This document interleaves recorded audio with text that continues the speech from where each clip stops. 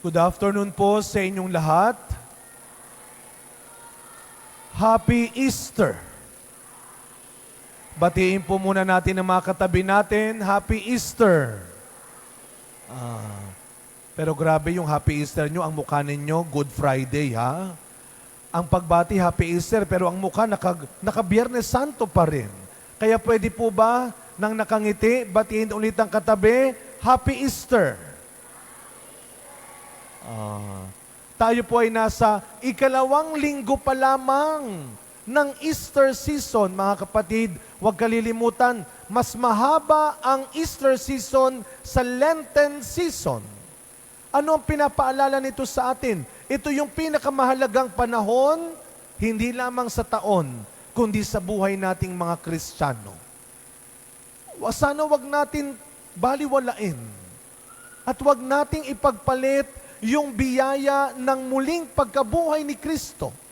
Huwag na tayong bumalik doon sa dati nating ugaling masama, gawaing mali.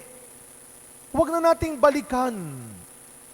Huwag na tayo masyadong maging masungit, sinungaling, madamot, mayabang. Huwag na nating balikan yon. Dahil yung biyaya ng Pasko na muling pagkabuhay ay bagong pagkataong binibigay ng Diyos sa atin. Lalong-lalo na, itong mga batang naririto ngayon, habang tayo ay nagdiriwang ng Pasko ng muling pagkabuhay, hayaan nating buhayin na ng Panginoon ang kabutihang angkin sa atin. Ikalawang linggo ng Pasko ng muling pagkabuhay. Pero ang ikalawang linggong ito ay napaka-espesyal. Simula noong April 30, 2000, Jubilee year. Noong pong naging santo, mga bata, siguro tinuro sa inyo ng inyong mga batang katikista, itong pinagdiriwang natin ngayong linggong ito, merong espesyal na santa ang naging instrumento ng linggong ito. At siya ay walang iba kundi si Saint Faustina. Nung siya ay idineklarang santa noong April 30, 2000, si Saint Faustina ay nakilala dahil sa di umano'y pagpapakita ng Panginoon sa kanya sa isang pangitain, vision. At itong nakikita po ninyong imahen o larawan dito sa harapan, yan ang sinabi ng Panginoon sa madring ito, iguhit mo ako. Ipinta mo ang nakikita mo. At ito ang larawan ni Kristong nagpakita kay Sister Faustina. At nung siya ay naging santa, sino ang nag-canonize sa kanya? Isa na nga rin ngayong santa o santo. Dating Pope, ngayon ay Saint John Paul II. April 30, 2000, nung si Saint Faustina ay naging santa, idineklara rin ni Saint John Paul II ang ikalawang linggo ng Easter bilang Divine Mercy Sunday. Kaya itong pinagdiriwang natin ngayon, napakahalaga sa buhay nating mga Kristiyano, lalo na sa ating mga Pilipino, na tayong lahat naniniwala tayo. Kaya tayo nabubuhay pa rin. Kaya tayo nakakaraos dahil sa awa ng Diyos. Amen? Palakpakan natin ang dakilang awa ng ating Panginoon. Ito po ang biyaya ng linggong ito. Ipinapaalala sa atin. No? Naku, meron po ako isang magandang kwento. Kaninang umaga ko pa ito kinukwento sa mga misa. Nung kami po'y nag-aaral pa lamang sa pagpapari, seminarista kami, isang summer apostolate, dinala kami sa isla ng Bitaogan, sa Karamoan, sa Bicol. Alam natin, ang nanay ko Bicolana, alam natin ang Bicol ay ang welcoming committee ng mga bagyo sa Pilipinas. Laging dinadaanan ng bagyo. That time, naalala nyo yung bagyong Milenyo, napakalakas. Dinala kami doon para mag-apostolate isang buwan. Dati-dati ho, alam nyo yung Karamoan, libre lang mag-swimming doon. Ngayon, ang mahal-mahal na ng mga resort. Noon, bangka lang. Makakapunta kami. So dinala kami doon sa isla ng Bitaogan. Hindi ko makakalimutan yung pagdating namin, ang daming sumalubong sa amin. At ang pinaka-the best doon, yung meriendang ipinakain sa amin. Alam niyo kung anong meriendang binigay sa amin? Isang malamig na monay at mainit na soft drinks.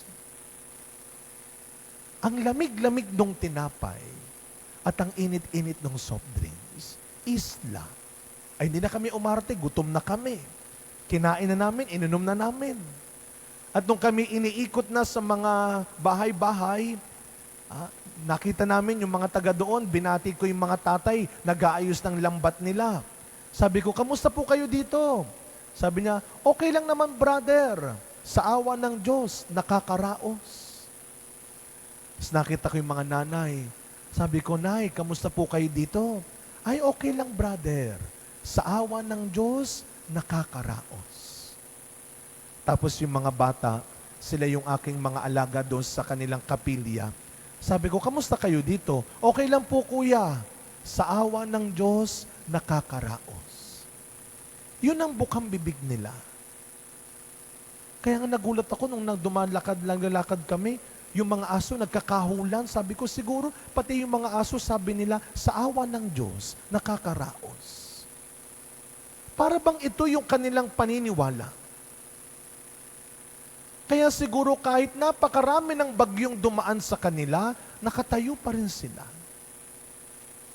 Nabubuhay pa rin sila sa awa ng Diyos.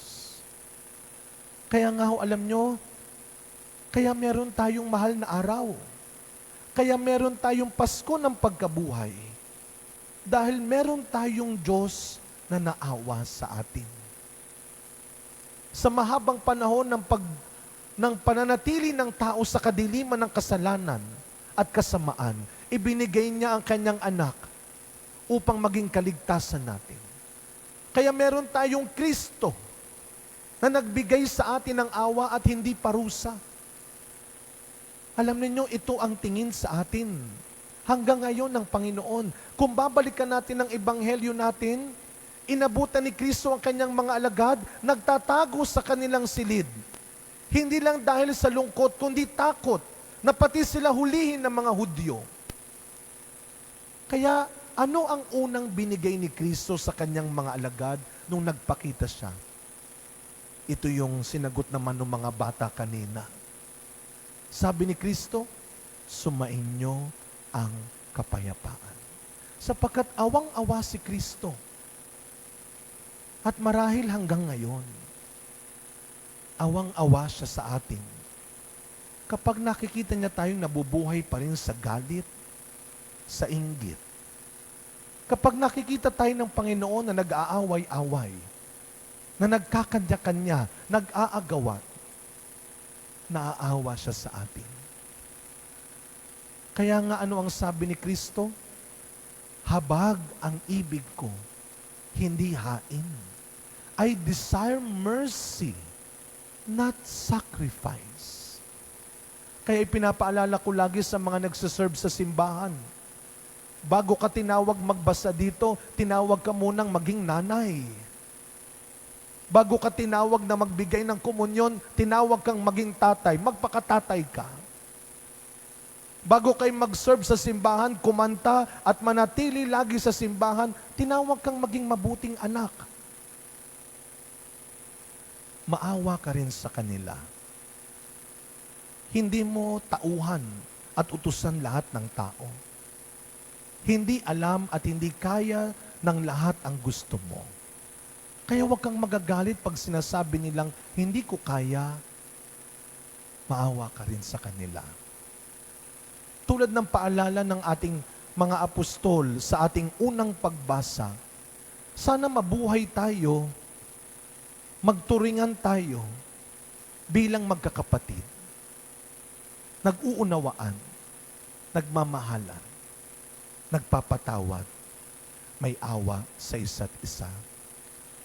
Huwag mong ituring at huwag mong tignan ng ibang tao bilang mas mababang kapwa. Kahit saan, kahit kailan, sino man ang iyong harapin, huwag kang masasanay na nangiinsulto, na nanghahamak, na nangmamaliit ng iba. Pero sabi nila, everything begins at home. Lahat nagsisimula sa pamilya. Dati sa isang aking assignment, may eskwelahan.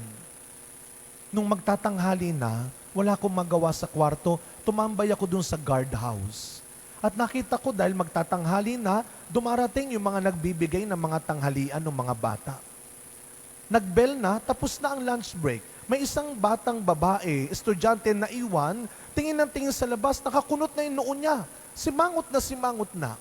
Tapos may dumating na babae, tumatakbo, ibinigay yung kanyang baon. Sabi ng bata, ba't ngayon ka na naman? Late ka na naman. Tapos na. Nag-akyata na. Sabi ko, kawawa naman yung yaya.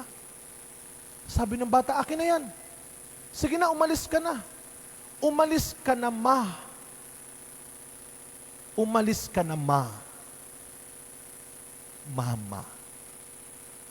Umalis naman, masunuring nanay.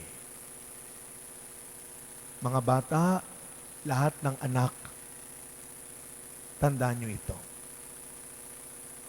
Kahit ikaw na ang nagbabayad sa bahay, kahit ikaw na ang bumibili sa bahay,